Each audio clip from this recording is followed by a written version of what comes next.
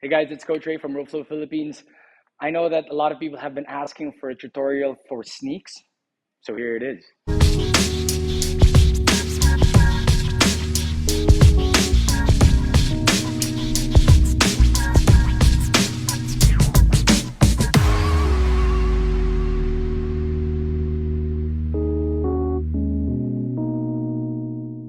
All right, so sneaks are one of the foundational movements in rope flow, and it's an introduction to behind the back movements. We have one hand, of course, obviously, that's doing the figure eight in front.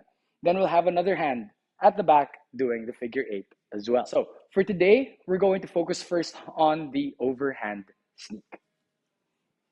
So for video's purposes, I will be facing both the camera and the two sides, and as well as the opposite side, so you can see what's happening on the back. So with WEC method, we learn the sneaks from the last count.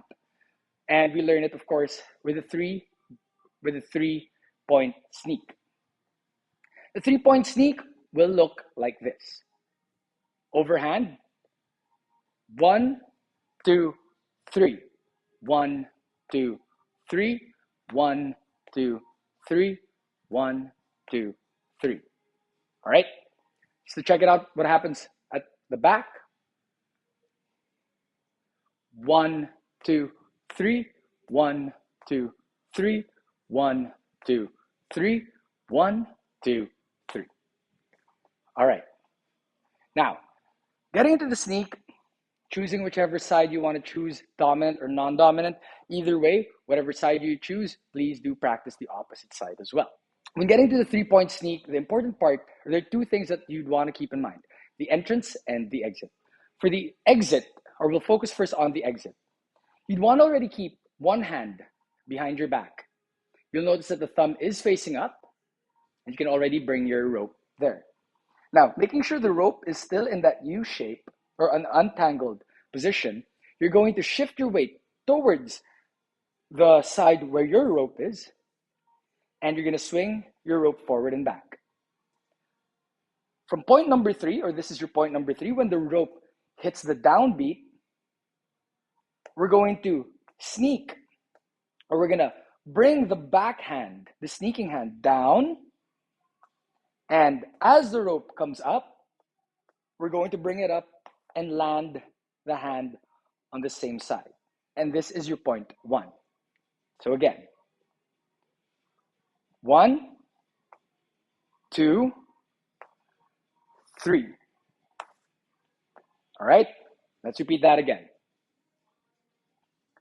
1, 2, feel the downbeat, and 3.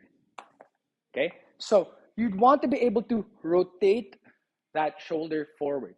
It's a forward rotation on its own. After the hand comes down, you're going to rotate the shoulder forward. Check it out from this side.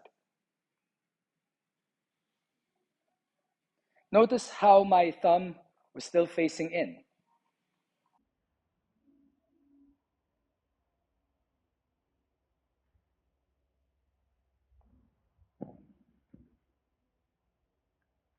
I want to make sure that when I come back out onto my first point, my thumbs are facing in. Because at the back, my thumbs are also facing each other. 1, 2, 3. And land. This way, the rope stays in that U-shaped formation. Going into point number 2, it's just a race and chase. Right? And getting in back to point 3, what's going to happen is the sneaking hand, thumbs are facing each other, right? Will be turning inwards. So you'll want the thumb to turn in and sneak towards the back. Notice the motion of my hand without the rope first. Goes from arm straight, it bends up, okay? And I set it on the back. So I'm not just pulling it towards the back, I am lifting it up and setting it onto the back. So I'm still following that figure 8 movement. Okay? So if you want to practice that without the rope first, you can just simply Turn the thumb in, bring it up. Turn the thumb in, bring it up. Bring it down. As it comes up, roll the shoulder forward. Okay? So pull it back in, bring it to the back, bring it down, and roll the shoulder forward. Here's how it's going to look like from the front.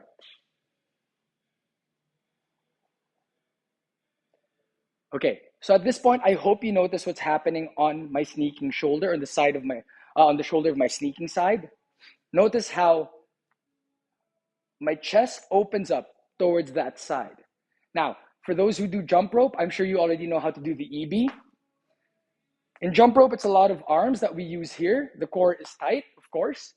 But in rope flow or with the flow ropes, we want the core to be active, but not too tight. And we want the torso to be able to rotate. So we want to use that upward motion of the arm, or that the arm creates, to also open up the chest to face the side. Right? Goes up, so that upward motion opens up my chest, and when it comes down, I utilize that opening to shoulder roll and close it on the opposite side. So with the rope, it's going to look like this. Again, we're doing a 3-point. Okay, 1, 2, 3. 2, 3, 1, 2, 3, 1, 2, 3. And of course, when we do it on the other side, 3, 1, 2, 3, 1, 2, 3, 1, 2, 3, 1, 2, 3. Okay? Simple enough? Hope it is. Once you've gotten a hold of your 3-point sneak, you basically have the foundation on. We're moving on to our 2-point sneak, where simply we just have 2 beats for the whole movement, or for the whole pattern. Now, here's the thing. We're just doing 1 beat per side, and this is how it looks like. 1, 2, 1, 2, 1, 2, 1, 2, 1, 2, 1, 2. From the back, 1, 2, 1, 2, 1, 2, 1, 2. Okay? So, same thing happens to my body. Chest is still opening, arm is still going up, then the arm still goes down, and then the forward shoulder roll still happens. Okay? Remember, the thumbs are very integral here. More often than not, in the sneak or in the overhand sneak, the thumbs are facing each other. So please do keep that in mind. Now, to access your 2-point sneak, all you have to do is take out point number 1. Huh? Yes. So point number 1. So when you're doing your 3-point sneak, you're going to take out that point. Okay? So all you're simply going to do is when you exit, go straight to point 2. So let's try it again. 3, 1, 2, 3, 1, 2, 3, 1, 2, 3, 1, 2, 3, 2, 3, 2, 3, 2, 3. And that becomes your 2-point sneak. Now, I do hope you notice that my body, the shifting of my weight has changed as well. Notice how in the 3-point sneak, my weight is on the right for point 3 and point 1. When I shift to point 2, my body weight is now on the left. And when I come into a 2-point, it shifts from right, left, right, left. In 3-point, right, right, left, right, right, left, right, right, left, right, right, right, left, right, right, left, right, right, left, right, right, left, right, left, right, left, right, left, right, left.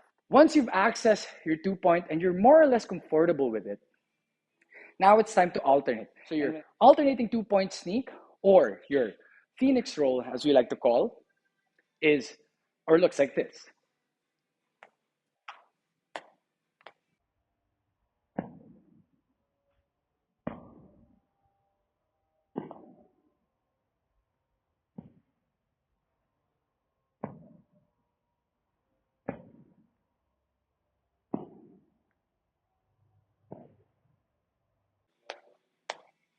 first glance, you might think that, yes, I am doing alternating 2-point sneaks, but the point now slightly changes. Notice how my sneak, or I'm going actually from 3-1 on one side to 3-1 on the opposite side. So 3-1, 3-1, 3-1, 3-1. In another perspective, it also looks like a 2-3, 2-3, 2-3, 2-3, 2-3, 2-3, 2-3, 2-3, 2-3, so on and so forth. Now, looking at it from behind, it would look like this.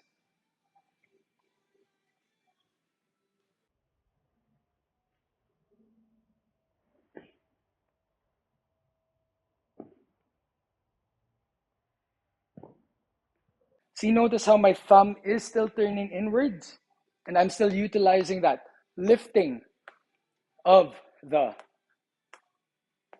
hands or of the arm to activate and open my chest towards the sky. All right, once you've gotten there, you can start adding a little bit of footwork from your split stance. You can start moving forward and even backward.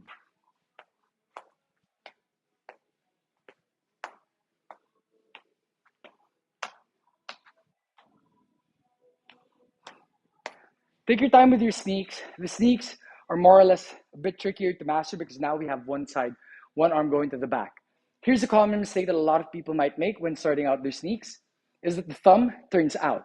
When the thumb turns out, it will look like this. And what does that remind you of? If you haven't guessed it, it's called the dragon roll. Notice how the thumb turns out. My body is open.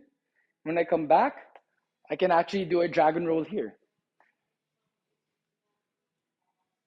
Now, to be able to really do the sneak, you have to remember that the thumb is turning in,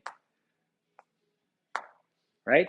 So you see the difference? If I do this, it looks more like a dragon roll, but when I turn the thumb in, that's when it becomes a sneak.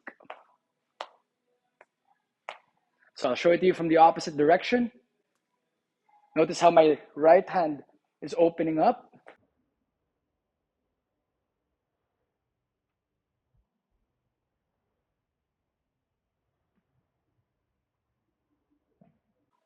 Now, if I turn my thumb inward,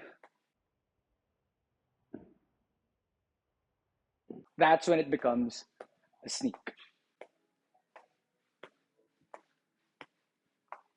Practice with body weight first, and then practice it with the rope.